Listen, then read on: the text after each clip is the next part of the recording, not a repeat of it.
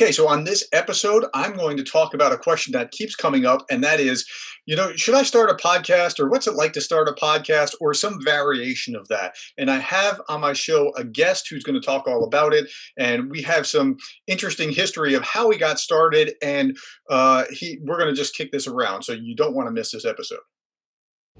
You are listening to The Leadersmith, Darren Gerdes. I am very pleased to be here with podcaster Tim Woody. Tim Woody is the brains behind the Leadosophy podcast. And Tim, welcome to the show. Thanks, Darren. I appreciate you having me. And again, you're the one who launched my career, so to speak. So. Yeah, so my first question was going to be kind of leading, which was, so you have a podcast. Tell me about that. How did you get started? And just because you're going to have a different perspective than mine. So just go ahead and let's talk about that first, and then we'll get going into some of the nuts and bolts of podcasting. Sure. So, it's the wonderful connections of Facebook. First of all, I joined your leadership group, got to know you through the forums and some of the questions you were asking in your group. And I think you asked a question about podcasting or whatever, or I mentioned something on there. I always want to start a podcast, and you ended up coming on my show, or we were talking. We were actually, no, it was a leadership discussion. You wanted to have a leadership discussion, and I wanted to join it. So I ended up joining it, and I was the only one that showed up to your discussion. So here's lesson number one. You try a bunch of stuff and see what works. And so I had that forum. I said, hey, Saturday morning, anybody want to join? We'll talk about this, whatever the leadership topic was. And yep, you were the only one there. And we're just kicking it around. And yeah, so I remember November 3rd. It was a Saturday. Saturday morning, it was raining here in the Pacific Coast. And we got to talking about my podcast, or my ideas for wanting to do a podcast. And I was pretty much there. I just needed to get kicked off the cliff. Mm-hmm. And you started talking about it, and you kind of coaxed me right into doing the podcast with you. Mm-hmm. And that's what we did. I started recording on my side. Mm-hmm. And you were my first podcast. And I was, I talked about my apprehension of doing it, all the fears that everyone goes through, and anxiety. And what did we say? Why? What are you afraid of? What's that? And this is why I want to draw that out as the first thing that we talk about with the audience. What are you afraid of, audience? Go ahead and do it. What's the worst that can happen? Right. Nobody listens. So what? Then you're no worse off than where you are right now. Yeah, and that's it. And I think for me, and I think a lot of people have this fear, it's that fear of making your private thoughts public. Mm-hmm. And for me, on the topic of leadership, I knew I had the passion to talk about leadership. Mm-hmm. It was the knowledge. It was exposing my lack of knowledge about leadership. I'm very humble that's why I started Leadosophy. Yeah. Is I wanted to go into this discussion of leadership in a very humble way, asking more questions than, trying to posit leadership advice. It wasn't really about that. So, again, putting that stuff out for everyone to see and to hear, both YouTube and just audio, it is a daunting thing. But once you do it, and the more you start doing it, you're just kind of like, let's just do it, man. Just keep doing it. And the more you do it, it's like anything in life, Darren, you know this, the more you do it, the more experience you do, the more confidence you start building. Not that you have all the right answers, just the process of podcasting. That's right. For me. So, but for our audience, because there are going to be some members of the audience that want to go over and listen to your show, leadosophy.com, like philosophy, leadosophy.com. Right. Tell us a little bit about your professional and academic background, just in a quick couple sentences. Sure. So I spent 20 years in the United States Coast Guard, mostly doing search and rescue and federal law enforcement. Retired as a chief warrant officer in 2015. Mm-hmm. After that, I went back to school, got an undergrad degree in philosophy, and then went to grad school and got a graduate degree in organizational leadership studies from Gonzaga. So it was in my philosophy program where I thought, why isn't there a philosophy of leadership subfield? And I started developing this concept of fusing philosophy and leadership, and here we are. So. Yeah, and that's brilliant. And so you have something to say, right? You didn't just, like if you were doing makeup, I'd be a little concerned.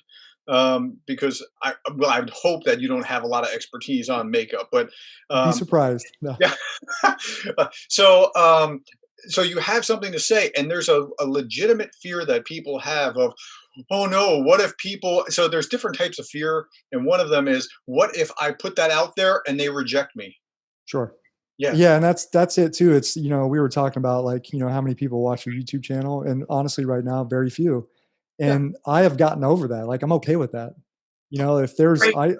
I look at it, if there's one person that watched my YouTube show yesterday and they liked it, they got something from it, it's a win Yeah, that's for right. them. And then I'm again, Leadosophy for me is I'm also teasing out my own ideas publicly. So every time I do that, I'm reflecting, I'm self-reflecting, and it's a win for me too. You're kind of killing me because you're answering questions before I can answer them. Yeah. So, for Yeah. example, it's kind of a win if you just get it out there. So, yeah, what's the worst that can happen if it goes wrong? Like, nobody's gonna fire you. You can just keep Right. doing it, right? Somebody gains, that's a gain, that's a victory, and you have to think in those kind of terms. And if you don't think in those terms, you're just not going to get going. Oh, I need to have 100,000 people listening. No, you do not want 100,000 people listening to you in your first year, right? Your first Sure. year, I mean, yes, you do want it, but you don't want it, right? Because there'll become pressure that'll go up as incrementally as that goes up. Right now, you want to iron everything out, and so you're at how many episodes? North of 60, right? Yeah, including the interviews, I just hit 75, actually, 75. Okay. including the interviews. Yeah, Yeah. so I actually, it's funny, I number them. The ones I do on myself, I number them, and then I don't number the Okay, actual that's what I was interviews. going So by. The numbers yeah, was yeah, 60 something, right? And sure. then okay, so yeah, I mean, so you're learning and you're growing. Tell me what you're learning along the way. Like how from the time did you start? Tell me about like incremental learning curve. Podcasting, leadership, Yeah, either. podcasting. That Yeah, that podcasting. So we talked about this the very first time I talked to you, and when I wanted to start doing this, it was schedule, stick to a schedule. mhm, Identify whether you want to do one show a week or two shows a week. I wanted to try to kind of stay on the side of caution, not trying to overextend myself. yeah, So I'm like, you know what? I'm going to try to do 3 shows a week. Not okay. try. I said I'm going to do 3 shows a week, and I have done that consistently since November 3rd. Yeah, and you have. Yeah, And what there has been some challenges, and one of the challenges, sometimes life happens, right? Things come up, you have to travel. So I think one of the more difficult things to try to keep up that 3 show a week is you have to plan a little bit ahead. So if I know I'm traveling, I'll try to record 2 or 3 episodes a few days before, and you can set them to publish later on. okay. That's worked a lot for me, is, recording 2 or 3 sessions at one time. And I always have some in a can too, just for what. And these are the perennial kind of something that I know I can just plug in at any time, regardless of what's going on in the world. I can just like I know this will be a hit. This is the kind of thing that we want to talk about. Yes. So that's good. So tell me about like this. What's been difficult along the way?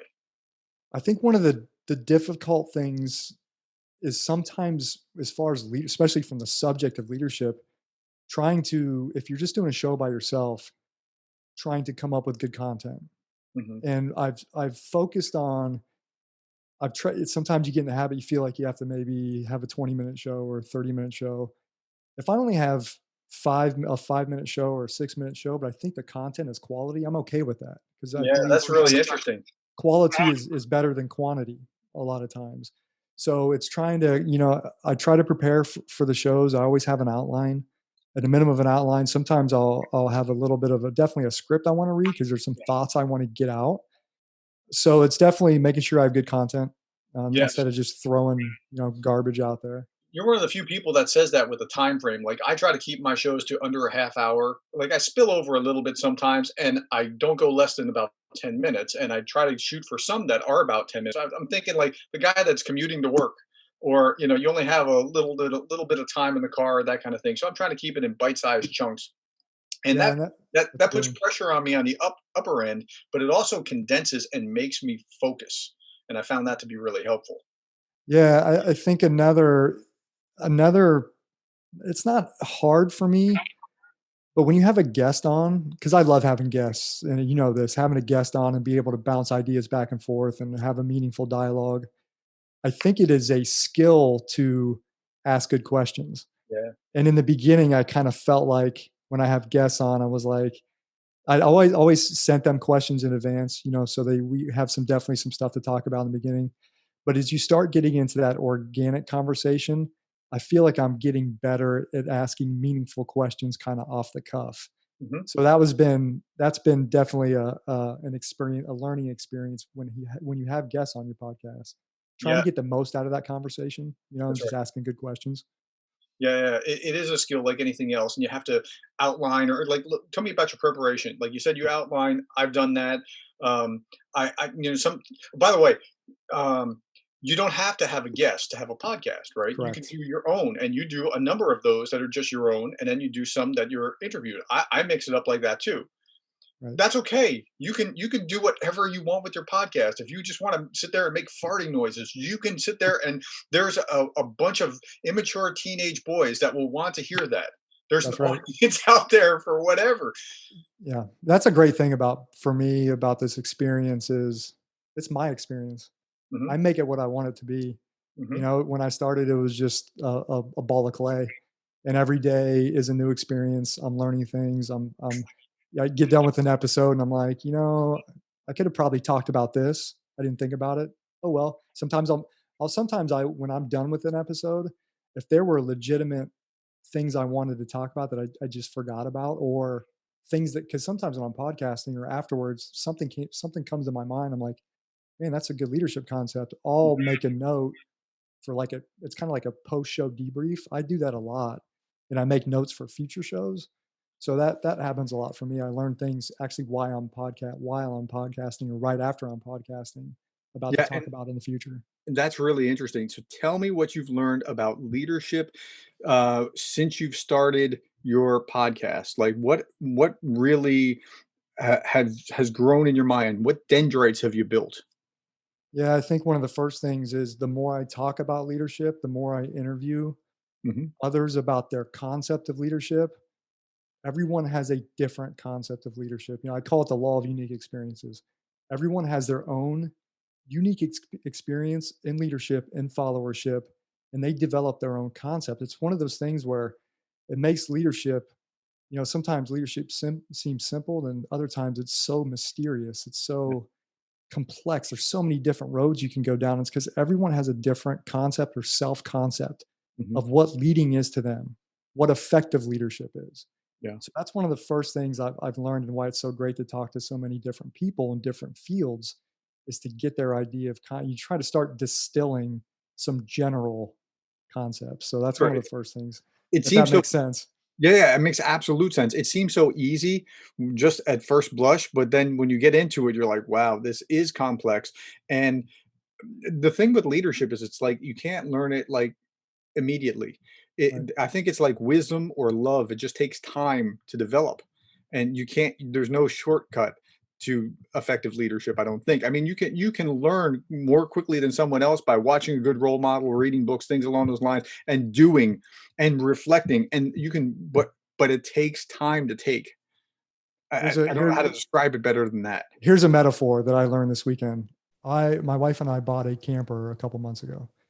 This weekend we went camping for the first time.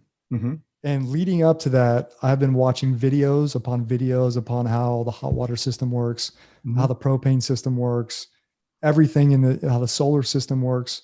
But until you are actually putting hands on dumping Right. the tanks, until you're actually doing that, it's all theoretical.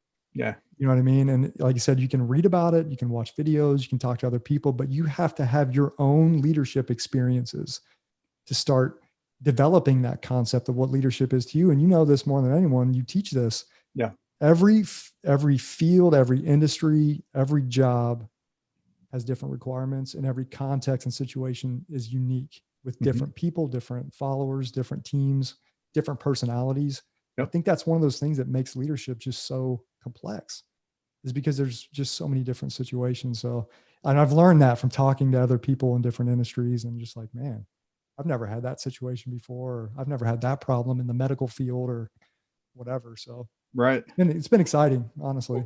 Okay, so in the beginning, I was asking you what it was like to start the podcast. Here, I was asking you what it was like to, what you learned about leadership along the way, and now I want to know what have you gained in the process? Like what's come out of it other than just you've learned stuff. What has it done for you beyond that? I think one of the first thing is momentum. I feel like I have momentum now doing this, and it is pulling me now. Every morning I get up, it's the first thing I think about. I get up in the morning and I'm like, I've already have a couple ideas of what I want to talk about. Yeah. And I'm like, what do I want to learn today? What do I want to reflect upon in my own leadership practical experiences? And how do I want to put that out for other people to hear? And then what can I learn after I'm done?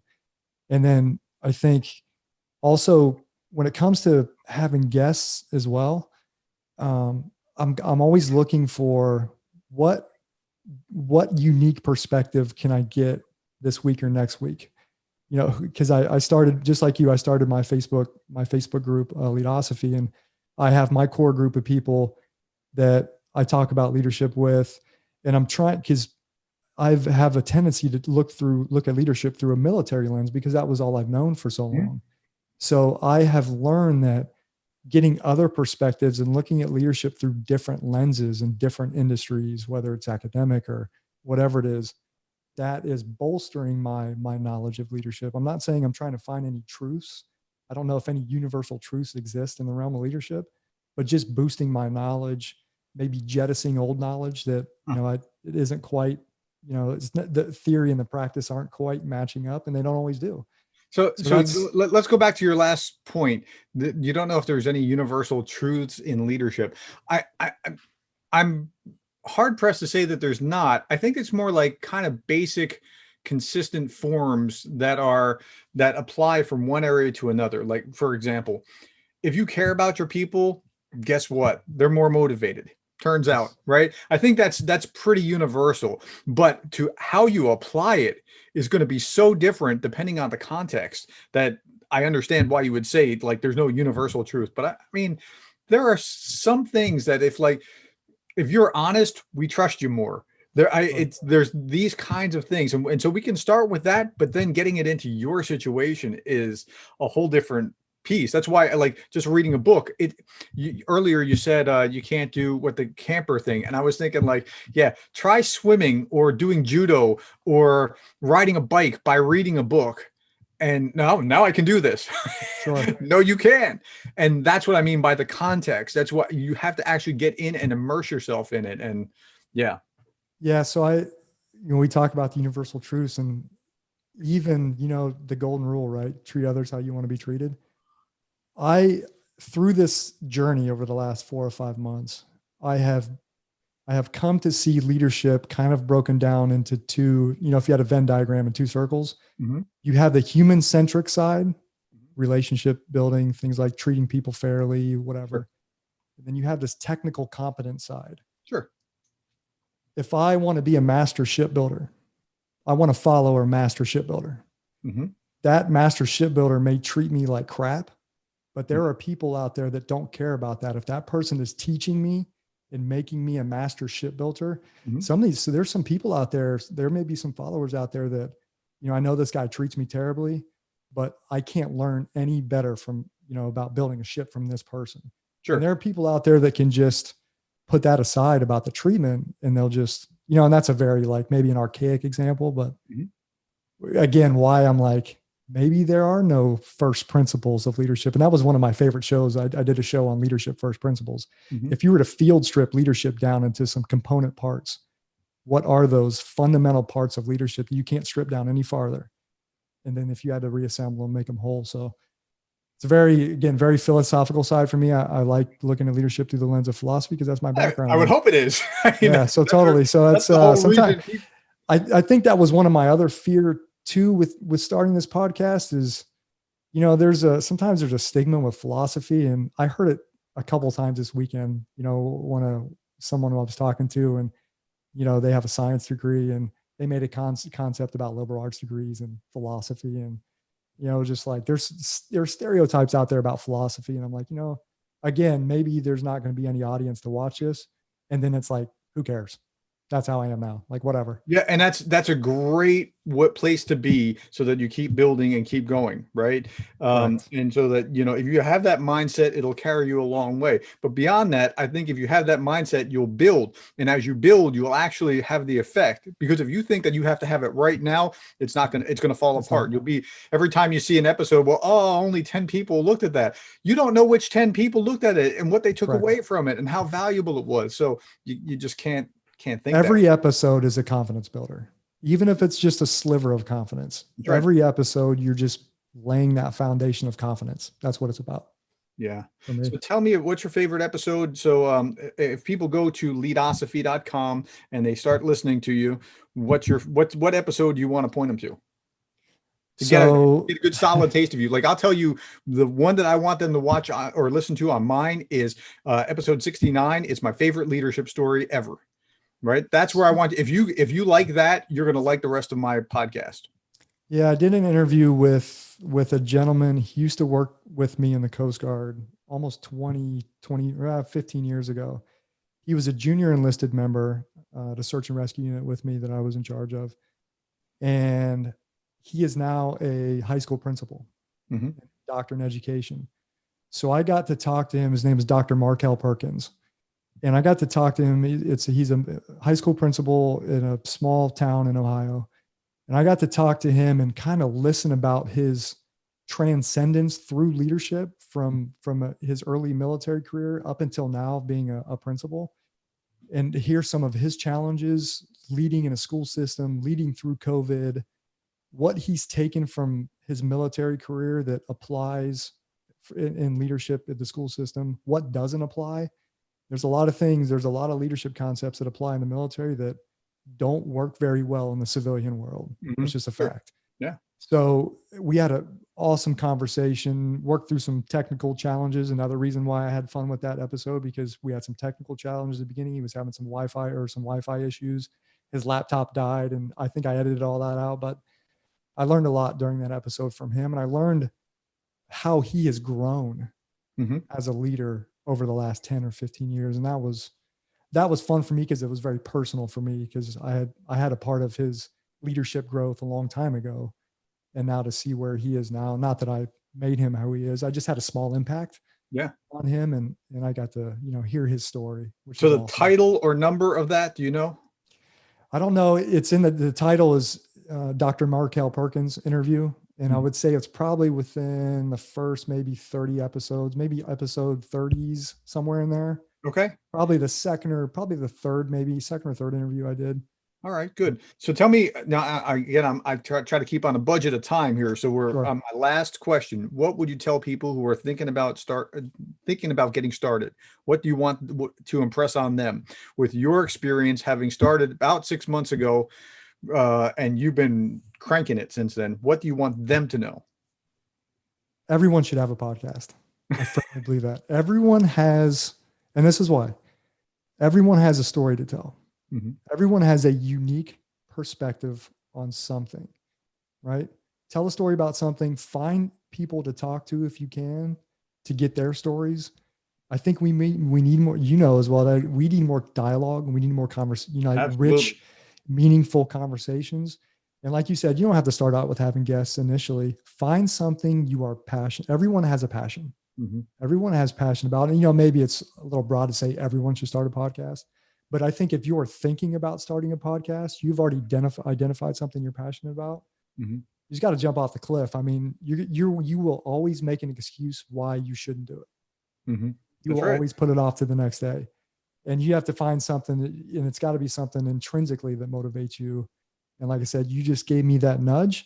And maybe today we'll nudge someone based on our conversation. I hope there's somebody. And by the way, if you want to get started, either Tim or I will help you if you want to get started on something. So my audience and your audience are both about leadership. Okay, you don't have to be John Maxwell to get started. I'm not John Maxwell. Man, I know stuff, and Tim knows stuff. But so what's your angle? Where do you want to come from? Maybe you're a teenager listening to this and you're like, I want to talk about leadership as applies to teenagers and how we can actually kind of grow in our leadership. Great. Reach out to us. We'll help you get started. Okay. Because we firmly believe this, that you should be working toward that. If you don't want to do a podcast, start a blog, do something, but start working it out. As you work it out, you grow. And you've heard that from Tim all throughout this discussion. Okay. So I am about out of time. I always end with a quotation for contemplation, and that comes from Walt Disney. He said, "The way to get started is to quit talking and begin doing." Now, that's almost right in our business. Like if you're going to be in podcasting, you got to keep talking, but stop talking just about it. Just start doing the talking in behind the microphone where you can actually reach an audience instead of just talking about, one day I'm going to, because we all know big talkers don't get anywhere. You know who actually makes results? People who don't talk about it a lot and just go do it. So go do the thing. You have nothing to lose. I'll leave you with the last word. Tell us anything else that you want us to know about this, and we'll be done. No, I just kind of like you said, Darren, you don't have anything to lose. I mean, you're going to make mistakes. You're going to fumble on your words. It's just part of life, but you're going to grow. And it's a way when you're podcasting, it's a way for you to reflect on your own thoughts. That's right. Yeah. I said I'd give you the last word, but I can't help myself. It's like when you're writing. Okay. So as a professor, I know this. How you write is how you think. Okay. So if you write terribly, you don't think clearly. So this allows you, it's a means for you to be able to organize your thoughts and be able to understand what you know. Like, those people that talk too much, that they understand what they think when they hear themselves say it. It's almost that kind of thing, but in a more refined form. So if it forces you to outline, that's forcing you to think, and it forces you to engage with somebody or talk in a monologue through something for 20 minutes or whatever it is that you're doing. It forces you to think. It makes you a better person. So please do that. I'm sorry. I told you I'd let you. I can't help myself. It's that inner monologue is a real thing. You should capitalize on it. That's right. It really does something for you. And I have grown tremendously. I started a year ago in about 2 weeks, and it does something for you. I'm telling you, it just builds something in you. And it's a very healthy exercise. So, okay. Any other thoughts? I'm good, Darren. I'm grateful for you having me on. Hey, folks, check out Leadosophy if you're at all interested in trying to think deeply about, the core of what leadership is. It's leadosophy.com. And he also has a Facebook page that you want to go to and check that out as well. By the way, with the Facebook page, man, I keep talking even. Oh, you're good. With the Facebook page, you don't get momentum until about 500 people in your group. And then people start like posting on their own. And you're like, oh, I didn't have to post today. Somebody else is doing this. You didn't have to be the prompter. You didn't have to be the prompter. Because when I started my Facebook page, mine is /groups/learn leadership, right? Does yours just say groups / Leadosophy? Yeah, it's just Leadosophy. Yeah.